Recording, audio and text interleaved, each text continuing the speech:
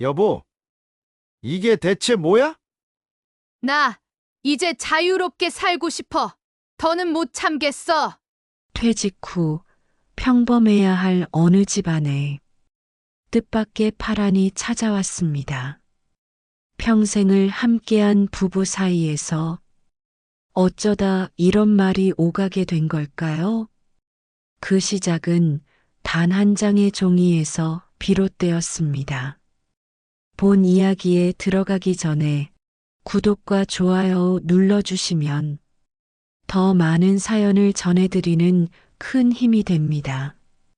안녕하세요. 저는 박영호라고 합니다. 66세이고 평생 은행원으로 일하며 가정을 책임져 온 평범한 가장이었습니다. 37년간 성실하게 일하며 가족을 뒷바라지해 왔어요. 은퇴를 앞두고는 정말 기대가 컸습니다. 이제 아내와 함께 여유로운 시간을 보낼 수 있겠구나라는 생각에 설렜거든요. 마지막 출근 날 아내에게 꽃다발까지 사서 돌아갔죠. 여보, 나 왔어. 하며 꽃다발을 건넸을 때 아내가 환하게 웃으며 고생 많았어요. 이제 우리 둘이서 좋은 시간 보내요라고 말하던 모습이 아직도 생생해요. 첫 주는 정말 좋았어요. 아내와 함께 산책하고 카페에서 차도 마시며 여유로운 시간을 보냈습니다. 하지만 둘째 주부터 뭔가 달라지기 시작했어요.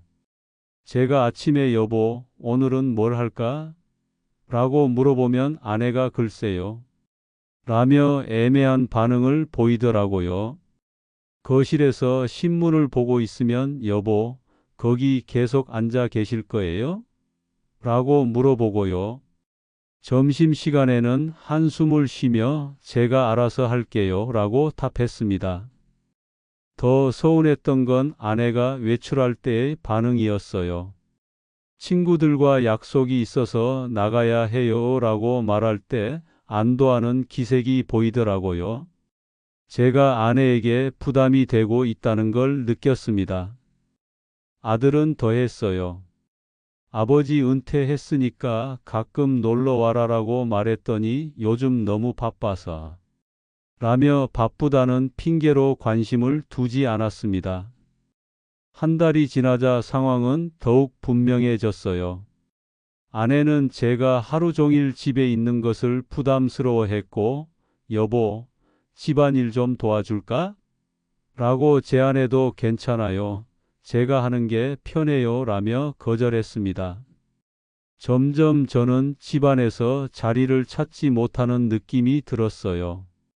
아내에게는 부담이 되고 아들은 관심도 없고 저 혼자만 시간이 남아 돌았거든요. 평생 가장으로서 필요한 사람이었는데 이제는 아무도 저를 필요로 하지 않는 것 같았습니다. 밤에 잠자리에 누워서 이게 내가 기다렸던 은퇴 생활인가? 라는 생각이 들면서 허탈감이 밀려왔어요. 자유로울 줄 알았던 은퇴가 오히려 더 큰 무게로 다가오고 있었습니다. 집안에서 더 이상 필요 없는 존재가 된 것 같은 고립감을 처음 느끼게 되었어요. 한 달이 지나면서 저는 집안에 있는 시간이 늘어나다 보니 아내가 하는 일들이 자꾸 눈에 들어왔어요. 그동안 회사에 다닐 때는 몰랐던 것들이 보이기 시작했거든요. 아침에 아내가 청소기를 돌리는 모습을 보니까 여보, 그렇게 하면 안 돼. 모서리 쪽을 먼저 해야지라고 말했어요. 30년 넘게 혼자 해온 일인데도 제가 보기에는 비효율적으로 보였거든요. 아내가 제가 알아서 할게요 라고 답했지만 저는 계속 지켜보면서 아니야, 이렇게 하는 게 더 깨끗해져라며 간섭했습니다. 설거지할 때도 마찬가지였어요. 여보, 찬물로 하면 기름때가 안 빠져. 뜨거운 물로 해야지라고 말하니까 아내가 지금까지 이렇게 해왔는데요 라고 답했어요. 그러자 제가 그러니까 접시에 기름기가 남아 있는 거야. 내 말대로 해봐라고 했죠. 더 심해진 건 시장 볼 때였어요. 아내가 장 보고 돌아오면 제가 영수증부터 확인했어요. 이 양파가 왜 이렇게 비싸? 옆집 슈퍼가 더 싼데 왜 여기서 샀어? 라고 물어보니까 아내가 가까워서 여기서 샀어요 라고 답했어요. 가깝다고 비싼 데서 사면 어떡해? 몇백 원이라도 아껴야지. 앞으로는 여러 군데 비교해보고 사라고. 제가 이렇게 말하자 아내 표정이 굳어지더라고요. 여보, 제가 30년 넘게 장 봐왔는데 이제 와서 그런 말씀하시면 기분 나빠요. 하지만 저는 기분 나쁠 게 뭐 있어? 살림 제대로 하라는 소리지라고 대답했어요. 평생 밖에서 돈 벌어온 제가 볼 때는 아내가 너무 대충 살림하는 것 같았거든요. 그러던 어느 날 제가 늦잠을 잔 날이 있었어요. 10시가 넘어서 일어났는데 아내가 차가운 목소리로 말하더라고요. 여보, 이제 매일 이렇게 늦잠 잘 거예요? 게으르게 사는 것도 정도가 있죠. 은퇴했는데 좀 쉬면 안 돼? 평생 새벽같이 일어나서 일했잖아. 제가 이렇게 답하자 아내가 그럼 하루 종일 빈둥거릴 거예요? 다른 집 남편들은 은퇴해도 뭔가 하던데요? 라고 쏘아 붙였어요. 저는 화가 났어요. 다른 집은 다른 집이고 나는 나야.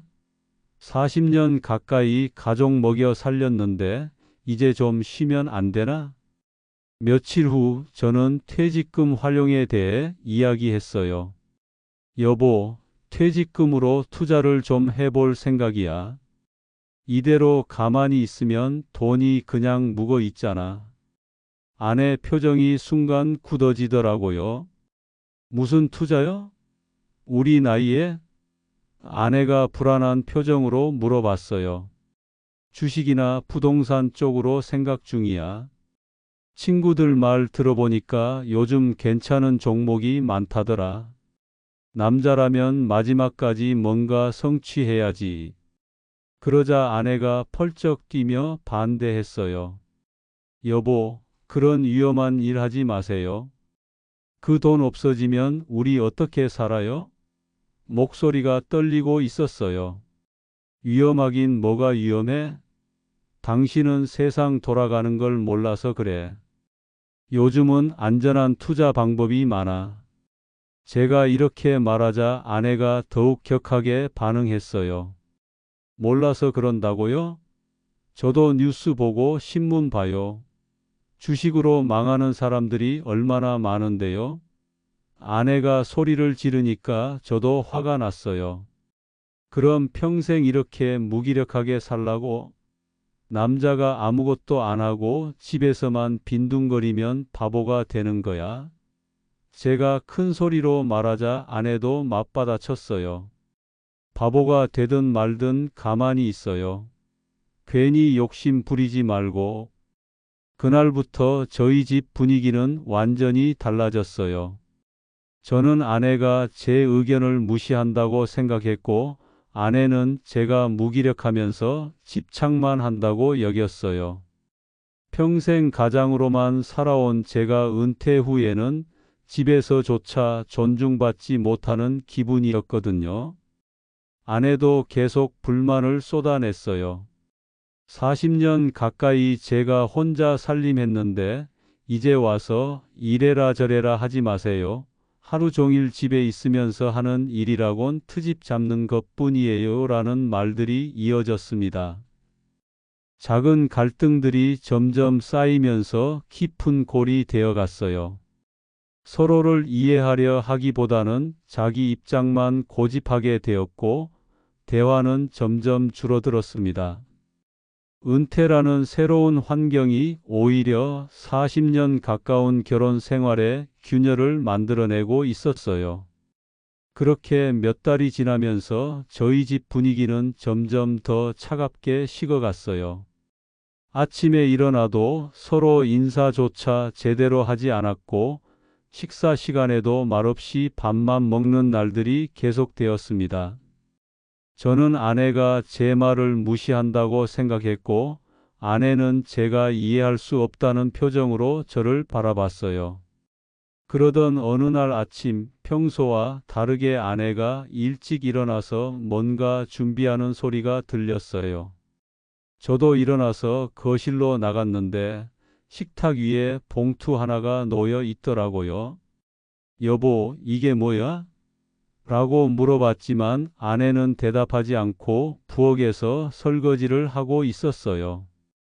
봉투를 열어보는 순간 저는 눈앞이 깜깜해졌습니다. 이혼 서류였어요.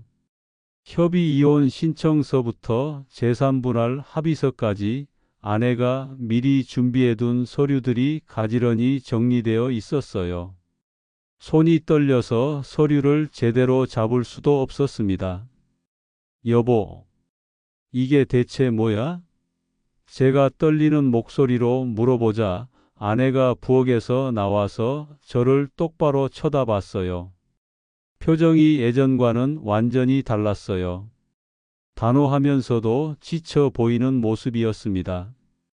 나 이제 자유롭게 살고 싶어. 더는 못 참겠어. 아내의 목소리는 담담했지만 확고했어요. 저는 충격의 말을 잇지 못했습니다. 설마 아내가 이혼을 생각하고 있을 줄은 꿈에도 몰랐거든요. 자유롭게 산다는 게 무슨 소리야? 우리가 왜 이혼을 해야 하는데? 제가 다급하게 물어보자 아내가 한숨을 깊게 쉬며 말했어요. 당신은 모를 거야.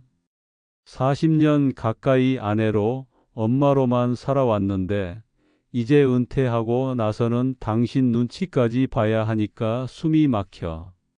아내의 말에는 오랫동안 쌓인 답답함이 묻어 있었어요. 내가 언제 당신한테 눈치를 보라고 했어? 가정을 위해서 내 의견을 말한 건데. 제가 소리를 높이자 아내도 맞받아쳤어요. 의견? 하루 종일 이래라 저래라 간섭하고 제가 30년 해온 일에 트집 잡고 그게 의견이에요? 게다가 퇴직금으로 투자한다고? 우리 노후 자금을 가지고 도박하겠다는 거잖아요. 아내의 말을 듣고 있는데 가슴이 답답해졌어요.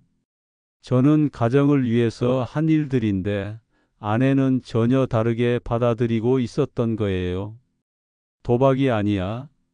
마지막으로 뭔가 성취해 보려는 건데 왜 이해를 못해? 제가 이렇게 말하자 아내가 고개를 저으며 말했어요. 성취? 당신 혼자만의 성취를 위해서 제가 평생 모은 돈까지 위험에 빠뜨릴 순 없어요. 게다가 은퇴하고 나서 당신 모습 보세요. 무기력하게 집에만 있으면서 제가 하는 일마다 간섭하고. 그때 저는 깨달았어요. 아내에게는 저와 함께하는 노후가 두려움이었다는 걸요. 제가 생각했던 여유로운 은퇴 생활이 아내에게는 감옥 같은 시간이었던 거예요. 그럼 진짜 이혼하자는 거야? 제가 물어보자 아내가 단호하게 고개를 끄덕였어요. 네, 결정했어요. 평생 아내와 엄마로만 살면서 제 자신을 희생해 왔는데 이제는 저를 위해서 살고 싶어요. 당신의 무기력함과 투자에 대한 불안까지 짊어지기에는 너무 버거워요. 그날 하루 종일 저는 아무것도 할 수 없었어요. 이혼 서류를 들여다보면서 정말 이렇게 끝나는 건가? 라는 생각만 계속 들었습니다. 40년 가까운 결혼 생활이 몇 장의 서류로 정리된다는 게 믿어지지 않았어요. 며칠 후 저희는 가정법원에 갔습니다. 협의 이혼 절차는 생각보다 간단했어요. 서류에 도장을 찍고 몇 가지 확인 절차를 거치니까 끝이었습니다. 판사가 재고할 의향은 없으십니까? 라고 물어봤지만 아내는 없습니다라고 단호하게 답했어요. 도장을 찍는 순간 저는 묘한 기분이 들었어요. 해방감과 동시에 허탈함이 밀려왔거든요. 아내도 비슷한 감정이었는지 잠깐 망설이는 것 같았지만 결국 도장을 찍었습니다. 법원을 나서면서 아내가 말했어요. 앞으로 서로 행복하게 살아요. 그 말을 들으면서 저는 과연 행복할 수 있을까? 라는 생각이 들었어요. 40년 가까이 함께했던 사람과 이렇게 헤어지는 게 맞는 건지 확신이 서지 않았거든요. 그렇게 저희 결혼 생활은 법원에서 도장 한 방으로 마침표를 찍었습니다. 아내는 짐을 싸서 딸이 있는 근처 아파트로 이사를 갔고 저는 그 넓은 집에 혼자 남게 되었어요. 갑작스럽게 찾아온 이혼이었지만 되돌릴 수는 없었습니다. 이혼이 성립되고 아내가 집을 떠난 첫날 저는 묘한 해방감을 느꼈어요. 이제 진짜 자유다라는 생각이 들었거든요. 아무도 제가 언제 일어나는지 확인하지 않고 제가 뭘 하든 간섭하지 않는 상황이 신선하게 다가왔습니다. 첫 주는 정말 자유로웠어요. 하루 종일 잠을 자도 누가 뭐라고 하지 않았고 TV를 크게 틀어놓고 봐도 볼륨 줄이라는 소리를 듣지 않아도 됐어요. 아, 이게 진짜 은퇴 생활이구나라는 생각이 들었습니다. 혼자 밥을 차려 먹는 것도 나름 재미있었어요. 라면에 계란 하나 넣고 김치 몇 조각 올려서 먹는데 아무도 그렇게 먹으면 몸에 안 좋아요 라고 잔소리하지 않으니까 편했거든요. 컵라면으로 끼니를 때우기도 하고 치킨을 시켜 먹기도 했어요. 이제야 내 마음대로 살 수 있겠다고 생각하며 며칠을 보냈는데 일주일이 지나자 뭔가 달라지기 시작했어요. 집이 너무 조용한 거예요. 예전에는 아내가 부엌에서 설거지하는 소리, TV 보며 혼잣말하는 소리 같은 것들이 있었는데 이제는 정말 조용했습니다. 저녁 시간이 가장 힘들었어요. 예전에는 아내와 함께 저녁을 먹으며 이런저런 이야기를 나눴는데 혼자 밥을 먹으니까 너무 쓸쓸하더라고요. TV를 크게 틀어놓고 먹어도 그 공허함은 채워지지 않았어요. 한 달이 지나자 더 큰 문제들이 생겼어요. 집안 관리가 엉망이 되기 시작한 거예요. 빨래를 언제 해야 하는지, 화장실 청소는 언제 하는지, 이런 기본적인 것들을 아내가 다 해줬다는 걸 그제야 깨달았습니다. 마트에 가서 장을 보려고 해도 뭘 사야 할지 모르겠더라고요. 아내가 항상 필요한 것들을 척척 챙겨왔는데 저는 우유 하나 사러 가도 어느 브랜드를 선택해야 할지 몰라서 한참을 서 있곤 했어요. 더 힘든 건 주변 사람들의 시선이었어요. 동네에서 아는 분들을 만나면 어머, 혼자 다니시네요. 아내분은 어디 가셨어요? 라고 물어보더라고요. 처음에는 잠깐 어디 갔어요? 라고 대답했는데 점점 거짓말하는 것도 힘들어졌어요. 특히 마트에서 혼자 장을 보고 있으면 다른 부부들이 함께 쇼핑하는 모습을 보게 되는데 그럴 때마다 가슴이 답답했어요. 저 사람들은 참 좋아 보인다는 생각이 절로 들었습니다. 친구들과의 관계도 어색해졌어요. 가끔 만나자고 연락이 오면 나가긴 하는데 다들 아내 이야기를 하니까 저만 할 말이 없더라고요. 우리 집사람이 요즘 이런다. 아내가 그러는데라는 이야기들을 들으면서 저는 그냥 고개만 끄덕이고 있었어요. 한 번은 친구가 자네는 아내가 뭐라고 해? 라고 물어봤는데 순간 대답이 막혔어요. 이혼했다고 말하기도 민망하고 그렇다고 거짓말하기도 어색하고 결국 잘 모르겠어 라고 얼버무렸는데 친구가 이상하게 쳐다보더라고요. 2달이 지나자 정말로 외로워졌어요. 저녁에 혼자 앉아서 TV를 보고 있으면 예전에 아내와 함께 보던 드라마들이 나오는데 그때마다 저 배우 참 이상하게 생겼다고 투덜거리던 아내 목소리가 생각났어요. 밤에 잠자리에 들 때가 가장 힘들었어요. 옆자리가 너무 넓게 느껴지더라고요. 40년 가까이 같은 침대에서 잤는데 혼자 자려니까 잠도 잘 안 왔어요. 가끔 새벽에 깨면 아내가 옆에서 자고 있는 줄 알고 돌아봤다가 빈자리를 보면서 현실을 깨닫곤 했습니다. 그런 순간들이 반복되면서 저는 깨닫기 시작했어요. 제가 그토록 답답해했고 간섭이라고 여겼던 아내의 행동들이 사실은 저와 함께하는 평범한 일상이었다는 걸요. 잔소리도 트집도 그 모든 것들이 함께 사는 부부의 모습이었던 거죠.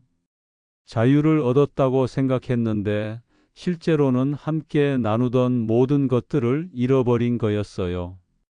해방감은 점점 사라지고 대신 허무함과 외로움이 그 자리를 채워갔습니다. 이게 내가 원했던 자유인가? 라는 생각이 자꾸만 들었어요. 혼자 지내는 날들이 길어질수록 외로움은 점점 더 깊어져만 갔어요.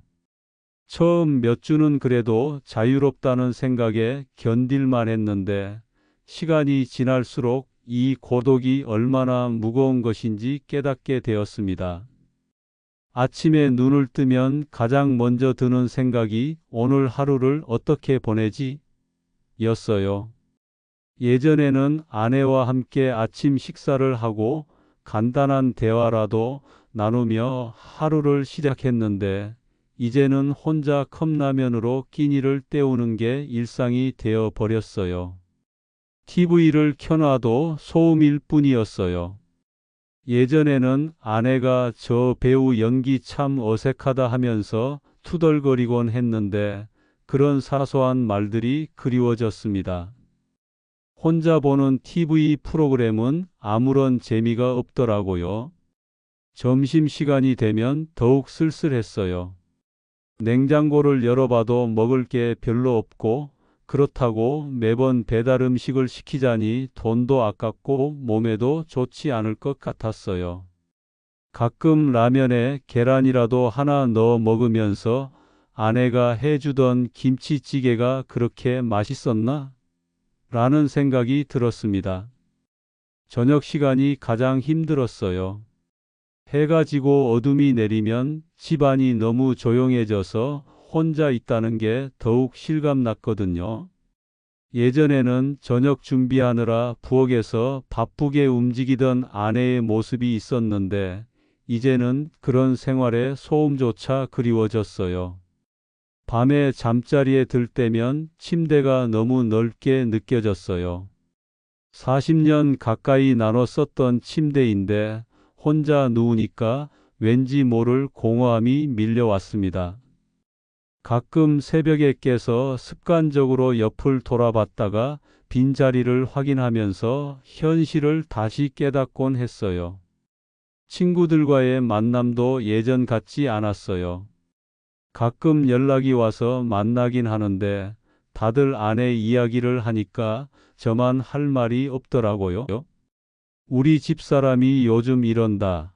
아내가 그러더라는 이야기들을 들으면서 저는 그냥 고개만 끄덕이고 있었어요. 한 번은 친구가 자네 아내는 요즘 뭐 한다고 해? 라고 물어봤는데 순간 대답이 막혔어요. 이혼했다고 말하기도 민망하고 그렇다고 거짓말하기도 어색하고 결국 글쎄 잘 모르겠어 라고 얼버무렸는데 친구가 이상하게 쳐다보더라고요.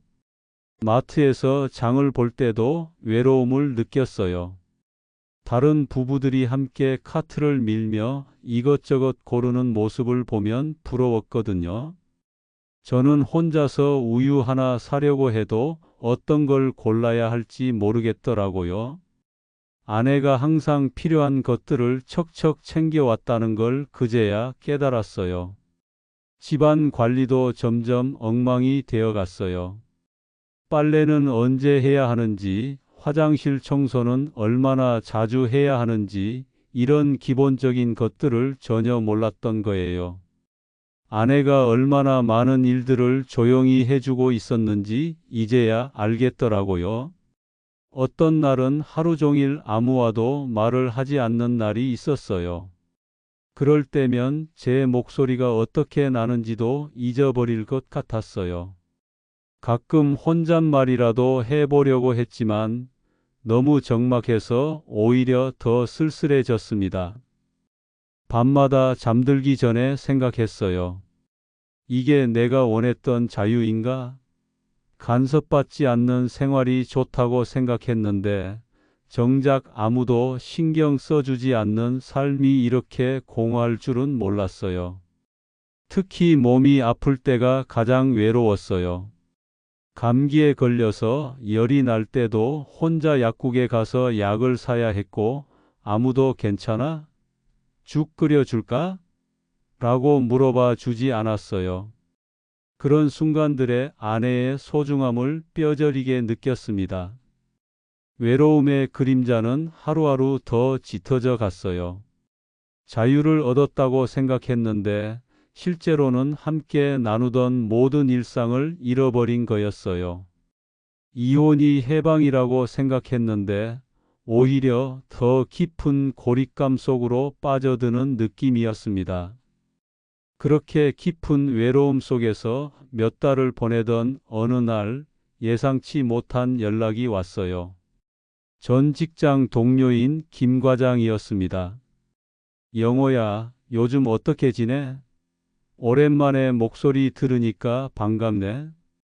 그냥 집에서 쉬고 있어. 자네는 어때? 제가 대답하자 김 과장이 웃으며 말했어요.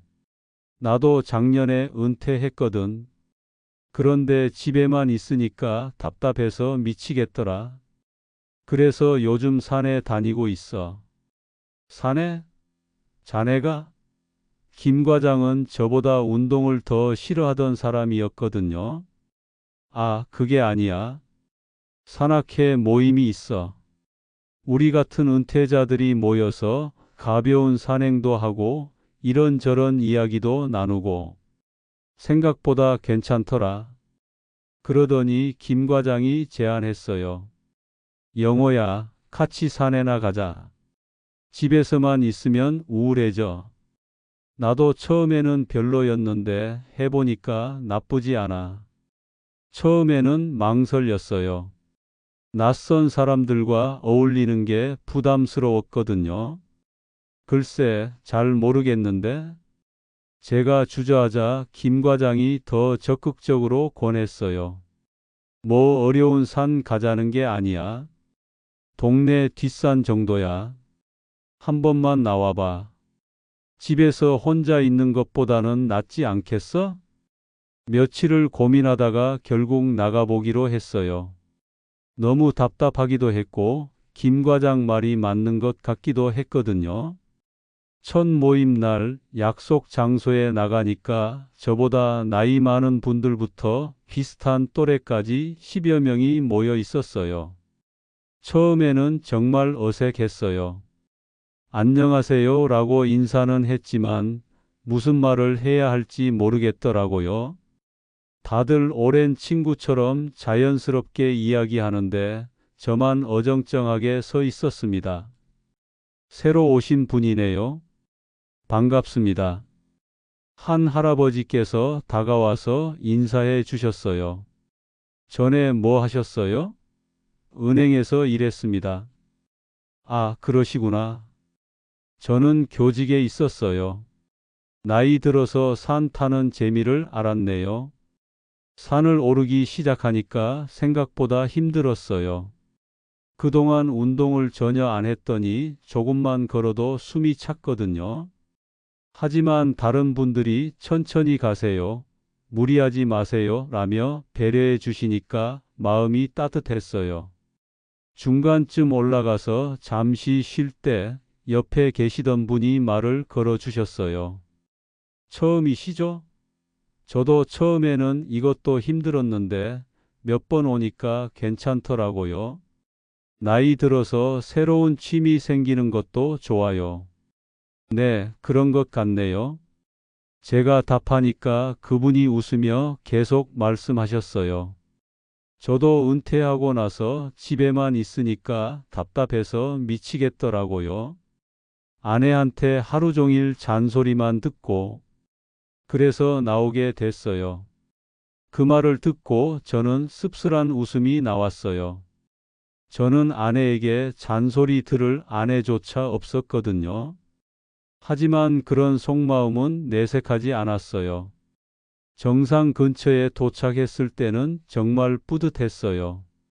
오랜만에 뭔가 해냈다는 성취감이 들었거든요. 다들 수고하셨어요.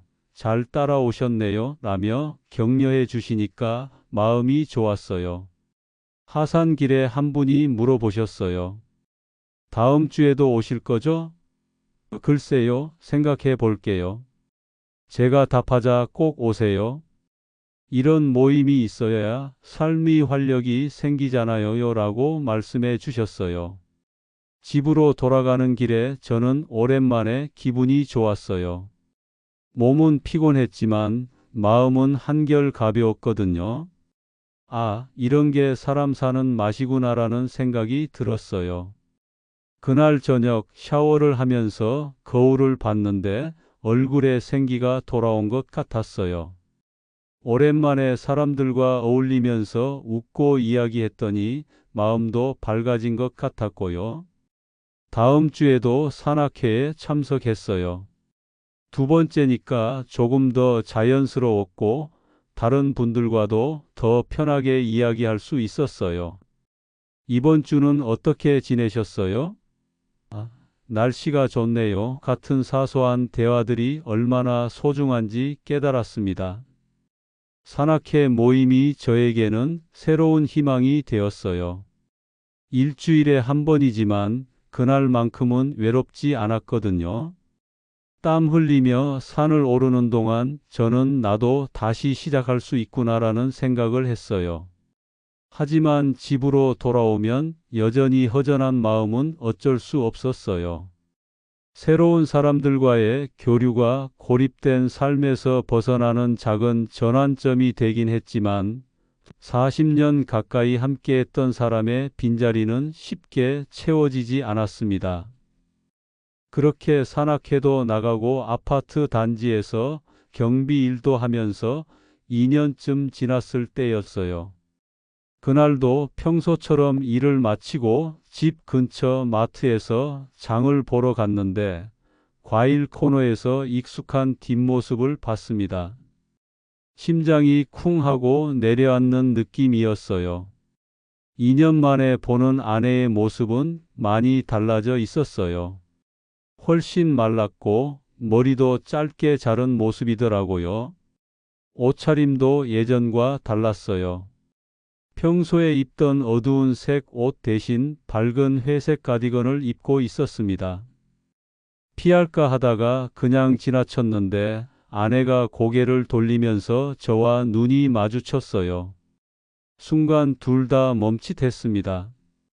어색한 침묵이 몇 초간 흘렀어요. 안녕하세요.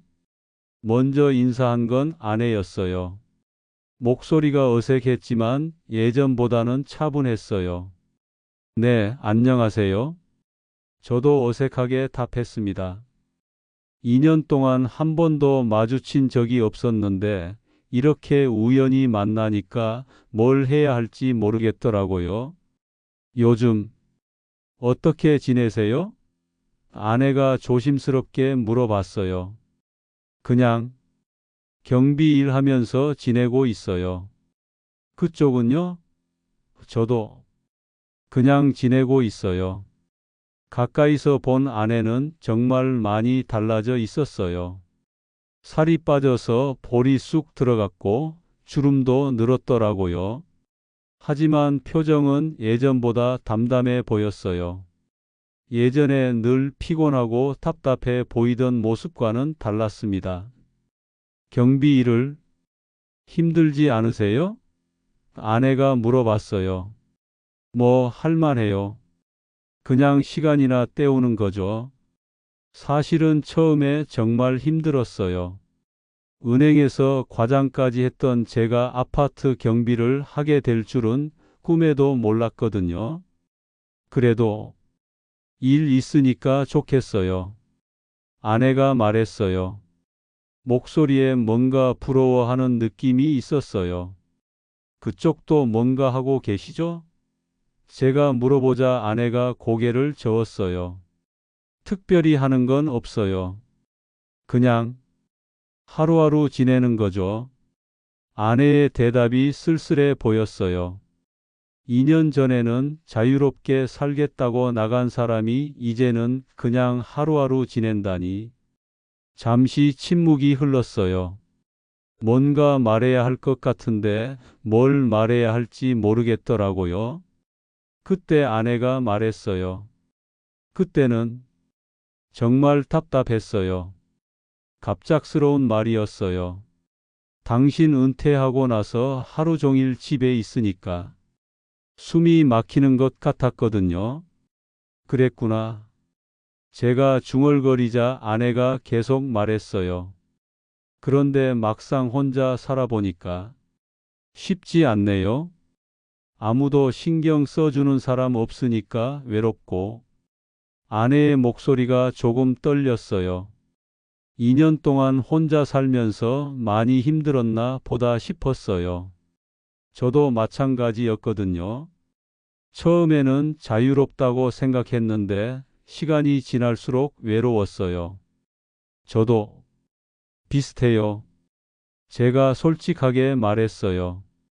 처음에는 간섭 안 받아서 좋다고 생각했는데 막상 혼자 살아보니까 쉽지 않더라고요. 그러자 아내가 저를 쳐다봤어요. 정말요? 네. 집안일도 모르겠고 아플 때도 챙겨줄 사람 없고 경비 일이라도 안 했으면 정말 우울했을 거예요. 그렇겠네요. 아내가 고개를 끄덕였어요. 서로 어색하긴 했지만 2년 동안 각자 혼자 살면서 느꼈던 어려움들이 비슷했다는 걸 알 수 있었어요. 그럼 이제 어떻게 하실 거예요? 제가 조심스럽게 물어봤어요. 혹시나 하는 마음이었거든요. 아내가 잠시 생각하더니 말했어요. 잘 모르겠어요. 그냥 이대로 살아야 하는 것 같고. 체념한 듯한 목소리였어요. 저도 비슷한 마음이었어요. 돌이킬 수도 없고 그렇다고 앞으로 어떻게 살아야 할지도 모르겠고. 그럼 저는 이만 가볼게요. 아내가 작별 인사를 했어요. 네, 건강하게 지내세요. 제가 답하자 아내가 고개를 끄덕이며 사라져 갔어요. 그 자리에 한참을 서 있었어요. 2년 만의 만남이었지만 서로 많이 지쳐 보였어요. 이혼하면 각자 자유롭게 잘 살 줄 알았는데 현실은 그렇지 않았던 거죠. 재회라고 하기엔 너무 서먹하고 그렇다고 남남이라고 하기엔 아직 어색한. 각자 다른 길을 가고 있지만 둘 다 쉽지 않다는 걸 확인한 시간이었습니다. 아내와의 재회 후 몇 주가 지나면서 저는 많은 생각에 잠겼어요. 2년 전 그토록 원망스러웠던 아내의 모습이 자꾸 떠올랐습니다. 수척해진 얼굴, 체념한 듯한 목소리. 저와 마찬가지로 혼자 사는 게 쉽지 않았던 모양이에요. 경비실에서 일하면서도 계속 생각했어요. 우리가 성급했나? 하는 생각이 들더라고요. 물론 그때는 정말 답답했어요. 아내의 잔소리도 싫고 간섭받는 것도 싫었고. 하지만 지금 생각해 보니 그런 것들이 함께 사는 부부의 일상이었던 것 같아요. 산악회 모임에 나가서도 마음이 복잡했어요. 다른 분들이 집사람이 요즘 이런다, 아내가 그러더라는 이야기를 할 때마다 부러웠거든요. 저는 그런 이야기를 할 아내가 없었으니까요. 한 번은 같이 산에 오르던 김 씨가 물어봤어요. 영호 씨, 부인은 요즘 뭐 하고 지내요? 한 번도 이야기 안 하시네. 순간 대답이 막혔어요. 아직도 이혼했다는 말을 하기가 어색했거든요. 그냥 각자 바쁘게 지내고 있어요. 애매하게 답했더니 김 씨가 고개를 끄덕였어요. 그렇죠. 나이 들어서도 각자 할 일이 있어야지. 우리 집사람도 요즘 노인 대학 다니느라 바쁘다고 하네요. 그 말을 듣고 가슴이 아팠어요. 다른 집 부부들은 각자의 일을 하면서도 함께 늙어가고 있는데 저는 혼자였거든요. 집으로 돌아와서 저녁을 혼자 먹으면서 생각했어요. 아내도 저와 비슷한 마음일까? 2년 전에는 자유를 찾겠다고 나갔지만 지금은 어떨까? 후회하고 있을까? 며칠 후 우연히 아파트 단지에서 또 다른 부부를 봤어요. 할아버지가 할머니의 손을 잡고 천천히 걸어가는 모습이었어요. 할머니가 다리가 불편한지 절뚝거리는데 할아버지가 꾸준히 옆에서 부축해 주더라고요. 그 모습을 보면서 저게 진짜 부부구나라는 생각이 들었어요. 서로 늙고 병들어도 함께 하는 게 부부의 모습이잖아요. 저와 아내는 그런 시간을 가져보지도 못하고 헤어진 거죠. 그날 밤 정말 오랜만에 아내에게 전화를 걸어볼까 하는 생각이 들었어요. 하지만 전화기를 잡았다가 다시 내려놨어요. 뭐라고 말해야 할지도 모르겠고 아내가 어떻게 반응할지도 알 수 없었거든요. 경비 일을 하면서 다른 노인 부부들을 많이 봤어요. 어떤 부부는 정말 사이좋게 같이 산책하고 어떤 부부는 티격태격하면서도 함께 장 보러 나가고 그런 모습들을 볼 때마다 부러웠어요. 그러면서 깨달았어요. 이별이 누가 옳고 그름의 문제가 아니었다는 걸요. 저도 나름대로 이유가 있었고 아내도 답답했던 마음이 있었을 거예요. 함께한 40년 가까운 시간 속에서 쌓인 오해와 답답함이 결국 이혼이라는 결론을 만들어낸 거죠. 하지만 동시에 후회도 됐어요. 조금만 더 참고 조금만 더 이해하려고 노력했다면 어땠을까? 물론 이미 지나간 일이지만 그런 생각이 자꾸 들더라고요. 요즘은 과거에 집착하기보다는 앞으로 어떻게 살아야 할지 생각해요. 경비 일도 하고 산악회도 나가면서 나름대로 새로운 일상을 만들어가고 있거든요. 완전히 행복하다고는 할 수 없지만 그래도 하루하루 살아가고 있어요. 가끔 아내 생각이 날 때도 있어요. 지금 잘 지내고 있을까? 건강은 괜찮을까? 하지만 더 이상 연락하지는 않아요. 서로 다른 길을 가기로 했으니까요. 이제 65세가 된 저는 배웠어요.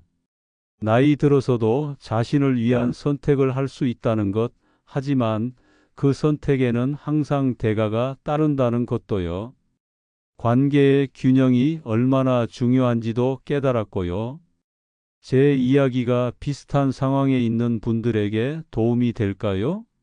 성급한 이별은 자유를 주지만 동시에 많은 것들을 잃게 만들기도 해요. 황혼 나이에는 무엇보다 신중해야 한다는 걸 2년이 지나서야 알게 되었습니다. 세월을 함께 걸어온 부부에게 은퇴는 새로운 출발점이 되어야 했습니다. 하지만 준비되지 않은 일상의 변화와 쌓여온 오해는 결국 큰 균열을 만들고 말았지요. 이혼이라는 극단적인 선택은 남편에게도 아내에게도 자유만큼이나 깊은 상실을 남겼습니다.